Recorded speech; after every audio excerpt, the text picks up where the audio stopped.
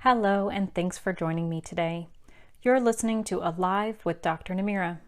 Over the last decade, I've been spending my days taking care of mostly women who not only have aches and pains, but who've also spent the last decade or two putting their career and family first. I stand for a world where we can live our passions and purpose all out without the fear of our physical bodies giving out. I've created this podcast, Alive, always living in vibrant energy, as a quick way for you to learn more about your body. This really is a no frills, get the information out there podcast, and I hope that you'll enjoy it. As an upper cervical chiropractor, I regularly take care of many different types of people at varying degrees of health, and over the upcoming episodes, we'll discuss many types of things that can be reduced or eliminated when you can rebalance your health at the level of your brainstem. Today, I wanted to connect with you about migraines specifically.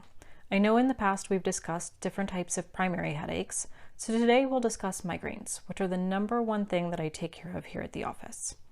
Most people that present with migraines can have different triggers such as food, water, stress, or whatever else, but they usually have the same neck misalignment in common.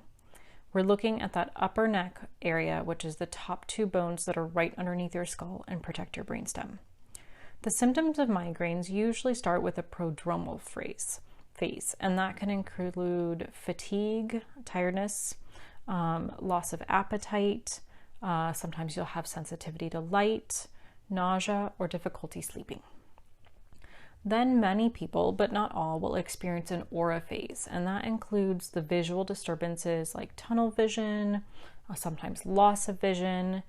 Sometimes I have patients who say they see little like sparkly or glittery sensations, and then even just a numbness or tingling in different parts of the body. During the actual migraine, many of my patients have described the sensation in their head in different ways. Some of them saying that it feels like an ice pick type sensation. Others have a throbbing or burning sensation. Usually patients have neck pain and stiffness that goes along with it, or like a drilling type sensation. So it's a very strong sensation. This also many times comes with nausea and vomiting, or light, smell, or sound sensitivity. After the main migraine attack, there's usually a post-dromal phase, which is what we also call the migraine hangover.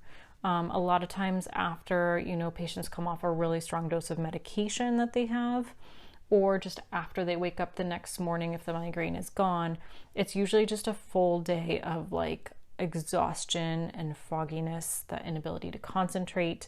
It's really just kind of as your body's coming back into its state of normal. So all of these phases can last from days to hours, or hours to days, and many of my patients have them for very long periods of time. So some of them even having them for a 3 to 4 day period of time altogether, from prodromal to postdromal. And I'm sure you can imagine how exhausting it could be to have this process, especially if you never know when it's going to hit, and what you might miss in the process if you're stuck in bed, the bathroom, or a dark room. That was probably the most common urgent need for so many of the people who've come into my office. They were tired of missing work, birthdays, family events, or holidays, never knowing how it could completely end up turning an event upside down. After already feeling really crappy from having the migraine, then they were also feeling the guilt of how it affected their family. So in the last 9 years, I've also come to see how early so many of these people started experiencing migraines.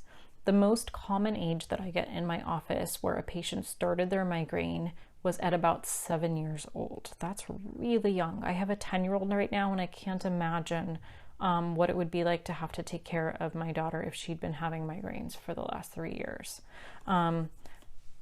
After that, for girls, usually then I also start to see them many of them get them right after starting their cycle, or after having their first child, after pregnancy. Those are the big kind of phases where I see in life that women tend to start getting their migraines. Another big thing is just after college, because of positioning and chronic stress on the body. That's another place in life where we tend to see a lot of migraines come in. So considering most of my patient base is women over 45, I'm sure you can imagine just how many years these women have been suffering, right? So if you are now over 45, even if you started them after your first pregnancy, if it was in your 30s, that's still potentially a decade that women have been suffering from migraines. And when I work with patients, it's super simple. The goal is really to reset that upper neck area and restore proper function to the brainstem. And as the body changes over time, the adjustments will hold for longer and longer, and the proper physiology gets restored. And when that happens, patients start to notice that their migraines aren't as frequent, they don't last as long, and they aren't as severe as they were in the past. So many of them have even seen them completely eliminated. So if you know someone that's been suffering, I'd love to be able to help. Please have them reach out to me, and if I'm not the closest person, then I will definitely help them to find another upper cervical chiropractor that is closest to them. So that's all I have for today.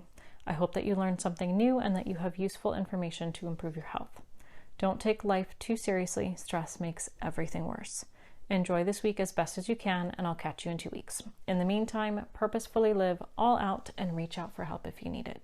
I'm here for you.